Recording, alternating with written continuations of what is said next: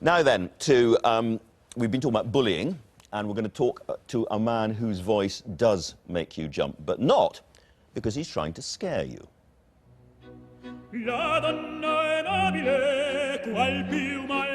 That's the Mexican tenor Rolando Villazón, who has some claim to have the greatest voice since Pavarotti. A number of critics were appalled that he took part in a TV show in which pop singers tried to become opera stars. Villazón has little time for such criticism, as I found out when he came into the studio. I began by asking if it was true that he'd been discovered while he was singing in the shower at home. So I was 12, and I was singing in the shower. I was singing actually a song by Baloo from the Book of the Jungle, or Jungle Book. And then the director of an academy, artistic academy, passed by. He was going to have dinner with our neighbors. He heard the voice and he went, tack, tack, tack. My mother opened and said, "Excuse me, who's singing in the shower?" She said, "Oh, I'm sorry, I will tell him to shut up. I mean, he's always singing." No, we're having some auditions in this academy. Would he like to come and make these auditions? I was 12, I went there, and that was my first contact with the performing arts. It's true. It is true. It's fantastic. Often these stories aren't. That's great. Now, you've been one of these sort of the great, next generation of singers, I suppose, post Pavarotti and all of that. So just tell us a little bit about how the world of great tenors and baritones feels at the moment. I think it's doing fantastic. I think opera has wonderful singers. It has always had wonderful singers, but you know how it is.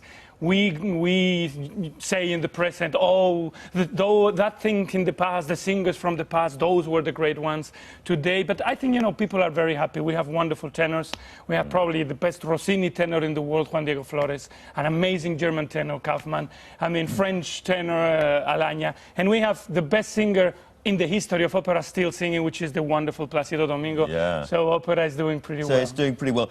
And you are partly popularising it. You've had a bit of stick for it in this pop star to opera star thing you've been doing for ITV. That's correct. Now, you're doing this because it's fun, not because you're trying to get more people to see opera. Is that right? That's correct. I mean, the reason why I accepted this is because it sounded very interesting to work with pop artists who want to push their limits and who want to learn how an opera singer works. And I think, the result has been fantastic. All my expectations are exceeded, and they are singing really, really well. And of course, that is not Covent Garden. That is a program in TV, and it's entertainment, and I think it's great entertainment. And you don't worry that, because some of the sort of serious opera critics have shaken their heads and growled at you for doing this. Yes, that's fine. That's fine. I don't mind, I suppose they are doing what they have to do, and I will continue doing what I feel like I want to do. My heart beats there, and I'm doing it for the right reasons. And it's wonderful to be working with this artist and to be part of this program. Great. And you said you've learned some things from pop stars. I wonder what a singer like you can learn from a pop star. There is a wonderful innocence. There is a purity in the approach of these artists to opera. And this is refreshing. And also the amazement, the surprise, the respect.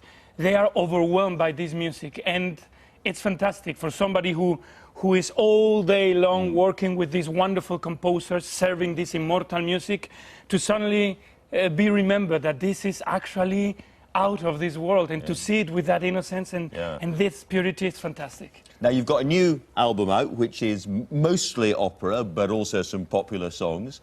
And you're back after an operation. Your concert performances are back again.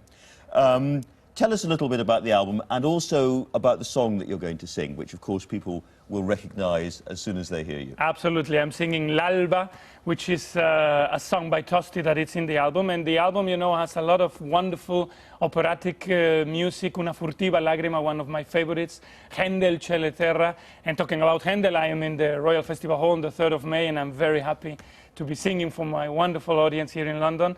And it has also three musical pieces of music, which is Maria from West Side Story, and it is Music of the Night and Impossible Dream. OK, so we're going to hear Tosti. Thank you so much for coming in. Thank you very much. We'll look forward to it. Thank you.